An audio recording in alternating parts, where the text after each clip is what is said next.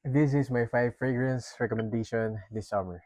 Start off with Rayhan Pacific Aura, inspired by LV Pacific Chill. This one is citrusy, minty, and fruity. This one parang may pagka-cocktail vibe. Performance, I get around 6 to 7 hours on longevity sa skin ko. Then, projection is moderate to strong. So next one, this is the Rayhan Aquatica, inspired by Virgin Island water. This is like a tropical scent. May coconut, lime, and I get that mojito vibe. So performance, I get 5 to 6 hours longevity on my skin, then moderate projection. So next one is the Bujairami Hectic. This one is LV Imagination inspired.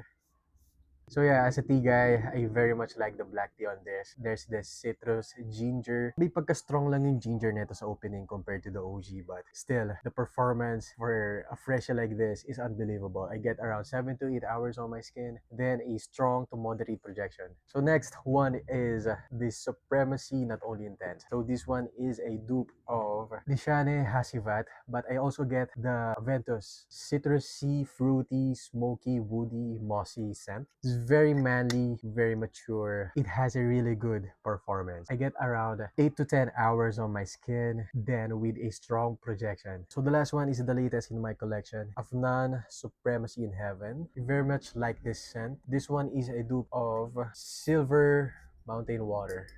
So yeah, this one is very fresh, citrusy, and I very much love that green tea black currant combo in the mid to dry. Parang nafe-feel ko yung may pagka-icy ito sa balat ko, kaya super refreshing. So yeah, thank you for watching. Ako nga pala si Only Frags. Peace out.